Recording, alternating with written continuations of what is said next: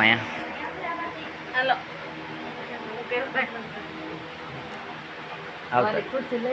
ના હવે શું છે હવે શું છે શું નામ છે આપનું બેન? ફાલ્ગુની બેન. આ ભાઈ શું થાય છે? ભાઈ છે. શું તકલીફ હતી? પેરેલિસિસ. 13 મહિના થયા. તો શું તકલીફ હતી? હાલી ચાલી નહોતા શકતા? ચાલવામાં તકલીફ તો પડતી હતી. અત્યારે કેમ છે? અત્યારે ઘણું રિલેક્સ છે એકદમ. તમને કેવું લાગે છે? ઘણું સારું લાગે. અહીંયા હનુમાનજીના મંદિરે આવ્યા તો હનુમાનજીનો ચમત્કાર કેવો લાગ્યો? સારો લાગ્યો? ઘણો સારો. એ જે ટ્રીટમેન્ટ કરે છે બરોબર છે? બરોબર. તમે ક્યાંથી આવો છો? બોમ્બેથી. તો બોમ્બેથી અહીં લગન ધક્કો ખાધો, પૈસા પડી તો નથી ગયા ને ધક્કાના? ના. હનુમાનજીનું કામ ગમ્યું કે ના ગમ્યું? મજા આવી? હે? આટો સફળ થયો. જબરજસ્ત છે કામ. બરોબર છે. સફળ થઈ ગયો આટો. તમને જે તકલીફ હતી સાયન્ટિકાની તો કેમ છે? ના ફેર છે એકદમ. બરોબર છે. એકદમ રિલેક્સ થઈ ગયા. તો સાયન્ટિકામાં ડૉક્ટર પાસે જાઓ તો 5 થી 6 મહિને લગન તો તમારે ખાટલો ભોગવવો પડે. જ્યારે હનુમાનજી ડૉક્ટર છે તો હનુમાન પાસે મજા આવી કે ના આવી? હનુમાનજી જે ઈલાજ કરે છે એ નિસ્વાર્થ ભાવથી કરે છે. આપને કેવું લાગ્યું? આવું કામ કરે છે હનુમાનજી મહારાજ. 15 દિવસમાં એકદમ તમે હાલી ચાલી શકશો. અત્યારે તમને કાંઈ નથી. બોલો જય હનુમાન.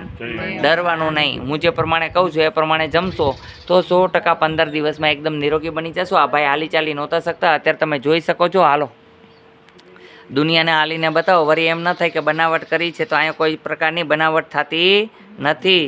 અહીંયા તમે જોઈ શકો છો આ ભાઈ હાલી ચાલી શકતા નહોતા આવ્યા ત્યારે, અત્યારે હાલી શકે છે પોતાની રીતથી. કોઈ જાતનો સહારો નથી, કોઈ ટેકો નથી. તમે જોઈ શકો છો એમની બેનને એમના ભાઈ પ્રત્યે બહુ પ્રેમ છે. ખરેખર મેં સાંભળ્યું હતું પ્રેમ વિશે ભાઈ બહેનના, પણ આજે નજરે જોયું કે કોઈ બીજું સાથે આવ્યું કે ન આવ્યું, પણ એમના બેને બહુ હિંમત કરીને એના ભાઈને બોમ્બેથી અહીં લગન લઈ આવ્યા છે એમને સાજા કરવા. અને એને મારો વિડીયો જોયેલો અને વિડીયો ઉપર યકીન કરીને આવ્યા. તો મેં એમને પૂછ્યું કે વિડીયો ઉપર યકીન કર્યો તો કેવો લાગ્યો? સારો લાગ્યો? વિડીયાના અનુભવથી આવ્યા તો કેવું લાગ્યું? અહીંયા ખોટું તો નથી થતું ને? બરાબર. કાંઈ પૈસા તો નથી લીધા ને તમારી પાસેથી? તો વાંધો નહીં. અમે જે દવા આપીએ છીએ એના પૈસા લઈએ છીએ. એનું કારણ એ છે કે દવા તમારી નજર સામે હમણાં 31,400નું બિલ ચૂકવું, એમ ક્યારેક 50,000 60,000ના બિલ બને છે તો દઈએ છે. કારણ કે તો અમને એ દવા દેશે, નકર અમને દવા મળશે નહીં. અહીંયા કોઈ સ્વાર્થ નથી. અમે જમાડીએ છીએ એમાંય કોઈ સ્વાર્થ નથી. અહીંયા 1000 માણસો આવે ને અમે કીધું કે અનક્ષેત્ર છે તો અમે કોઈને ના નહીં પાડીએ. અહીં 1000 વ્યક્તિ હોય કે 2000 હોય, જમાડવાની છૂટ છે. બુંદી, ગાંઠિયા, લાડવા એવું જમાડીએ છીએ. કારણ કે જ્યારે વ્યવસ્થા થશે તો અમે માણસો દ્વારા શાક રોટલી જમાડવાની ઈચ્છા છે. હવે 2-3 દિવસની અંદર હવે ચાની વ્યવસ્થા કરી છે તો એ આવી જશે. અને બીજા નંબરની અંદર હવે એવી ઈચ્છા છે, જો કોઈ મજૂર ન મળ્યા, રસોઈ બનાવરા કે કોઈ ભક્ત ન મળ્યા તો હવે જાતે એક ટોપિયું માંડશું સાંઈ બાબાની જેમ, અને ટોપિયામાં ખીચડી પકાડીને જમાડવાની ઈચ્છા છે. નામ રાખશું આદેશ આશ્રમની ખીચડી. બીજું શું કરવું? કારણ કે અમારી ઈચ્છા છે એવું કંઈક સારું લાગે. ખીચડીને શાક બનાવ્યું અથવા ગિરનારી ખીચડી હોય તો માણસને મજા આવે, અનેરો આનંદ આવી જાય. અને છાશ હોય ઠંડી ઠંડી તો મજા આવી જાય. એટલે હવે અમારી ઈચ્છા છે. તો એવી દુઆ કરજો બધાય કે જેને કારણે મારી ઈચ્છા પૂરી થાય. મારી એક જ ઈચ્છા છે કે અહીંયા હજારો માણસો જમે.